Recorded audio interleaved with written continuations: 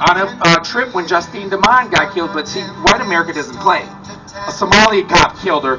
Oh, it was I pulled up on the scene right away for Justine. Because you see, for us, it's not a matter if you're white or black. We want justice. So we pulled up the same way we would do for George for Justine. But when I seen Justine got killed, I said, wow, a white woman in her pajamas get killed by a Somali cop? Blue Lives Matter is going to have a problem with this one. A Somali kid, they're not going to support him. They're going to actually support her, and they're going to get her justice. And what happened was she got justice. She got $20 million. $20 million.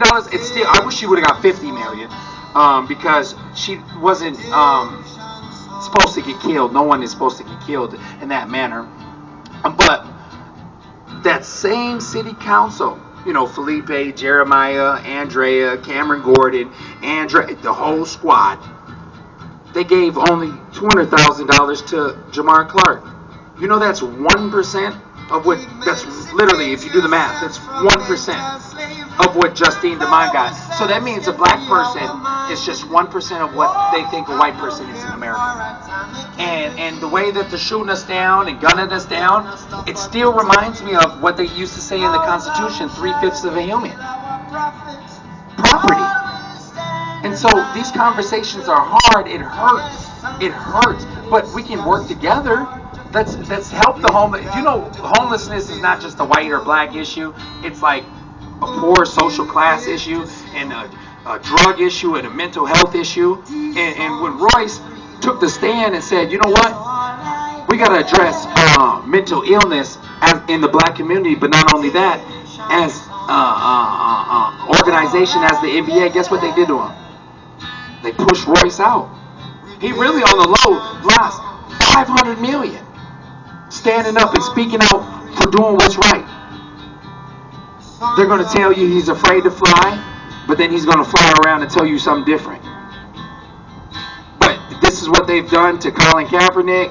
They've done it to you at your job. If you're afraid to speak out, there'll be more people. You know how many people tell me, Mason, I would love to come out there, but my job, if they see I'm for Black Lives Matter, I'm gone. You told them to go back to play for the owners to get the media money? Stop it. So we got to talk about why Obama told him to do that. And talk about why Chris Paul and them are telling him to go back when Maya Moore and the WNBA are all links who stood up. Now we got to start giving credit where credit's due. Actually, the women stood up first. Let's be honest. The women stood up first and the Minneapolis police walked out. You forgot that? That was 4 years ago. Same time Colin Kaepernick was, but our sisters were doing it. So, as our sisters are leading as well, we got to support them. And what the support looks like is NBA don't know better. Stand up. Royce was on them talking about them, telling them, hey, LeBron James, what does it look like if you went to Akron, Ohio, and all the clout chasers were to see you on the front lines of the protest? Would they pull up? Absolutely. They would pull up. You know how many little white black kids? People in the hood, man, I'm finna get up there with LeBron James, man, get that picture with him, man. If you're out there, the basketball's, I had some people tell me, you know the game's on today. If you don't stop Comcast and Xfinity and put it on record, if you don't record it and bring your ass out here, you need to report to the front lines. I'm not just about to keep on putting my life on the line.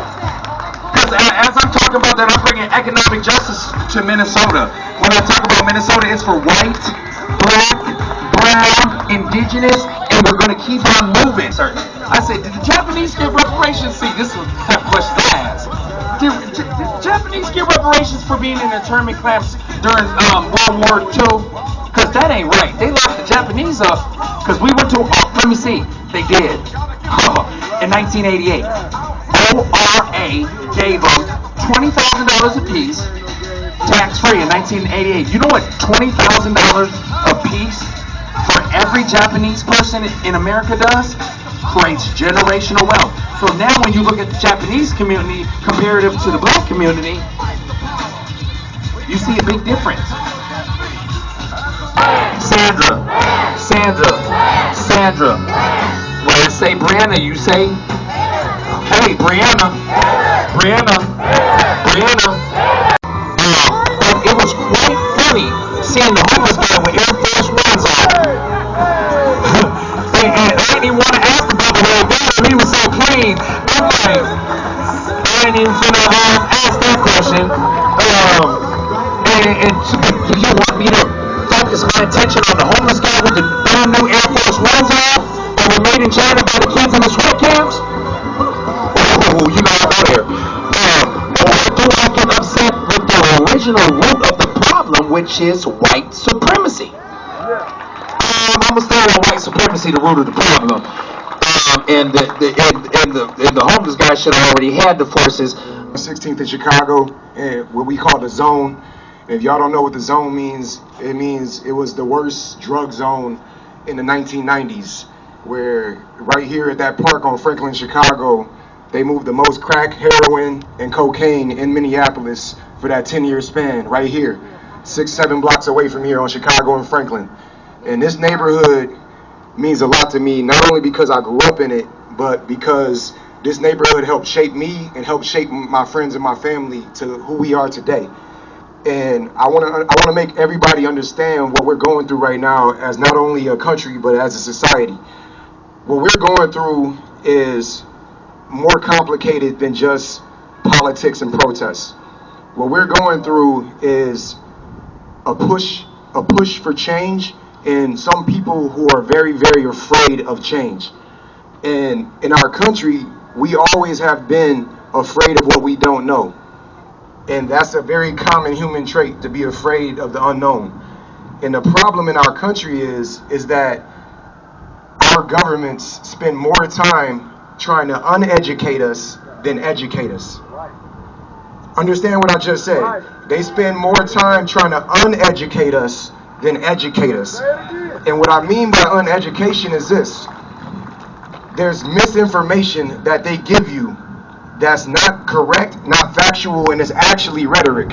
And they want you to soak that information up so much that you don't pay attention to the real information, to the truth, to what's really going on. So right now, we're actually in a physical, living game of three-card money, if anybody's ever played that game. You're supposed to look at 2 black cards and a red queen, and you got to find the red queen. And the hands move so fast that you lose the red queen and you forget what you was looking at. And that's what the government is doing to us right now. They are literally distracting us. They're making us worry about things like TikTok and making us worry about things like the NBA and the NFL season, like any of that matters right now. And in our country, we always, you know, when things get tough, what do? We go get a drink. We go hit the blunt. We go to the strip club. We go to a party. We always want to forget about the tough times and distract ourselves from the tough times, because it's very tough to be uncomfortable. But right now, today in America, everybody's uncomfortable. It's not just a few people. Everybody's uncomfortable.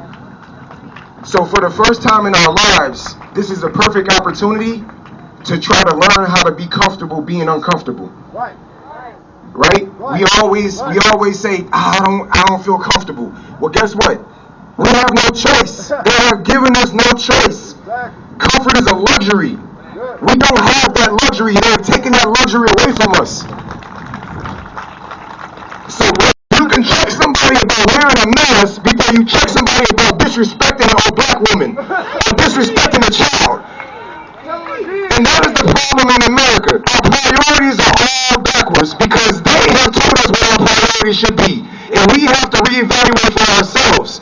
Our priorities should be, we got to take care of these babies. These kids do not have a voice. These kids do not have a choice. We are their leaders. We are their guidance.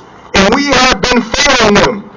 They are watching us, looking at us in disappointment because we are not doing enough as a community for our children. We need more programs. We need more education. We need more daycare. And the fact of the matter is if we keep being distracted by all these things the government wants to do with these left and right, side politics, the real issue is this. Our future is on the line right now. Our future is on the line right now. and we have to take it serious. The fact of the matter is, too many people would rather not pay attention to ease their, what do you call it, self-care and their mental health, and I get that. Everybody needs mental health. But how long can you ignore the TV? How long can you ignore what's happening in your community before it actually affects you at home? I live right here downtown. I live on 12th and Nickel in Roland Park. They tried to burn down my house with my mother in it. Understand that?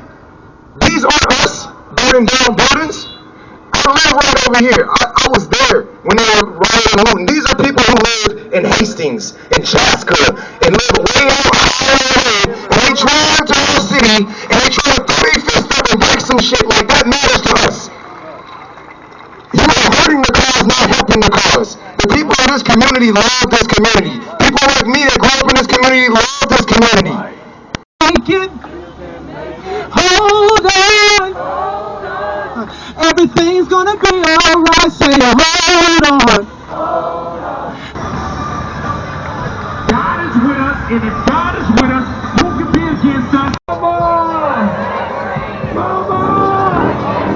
Mama! Mama!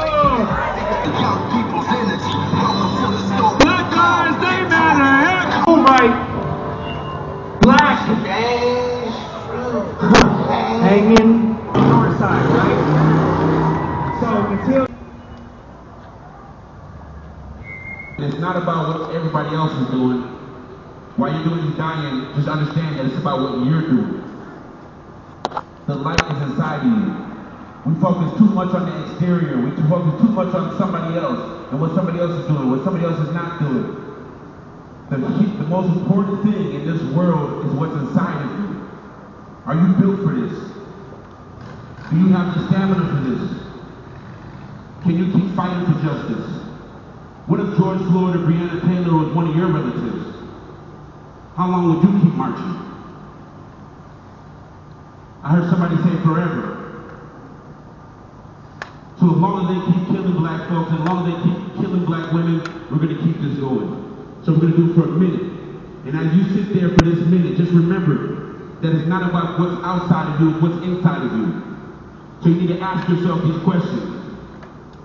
To fight for justice every single day in your workplace, in your homes, amongst your friends, are you going to speak up? Minnesota.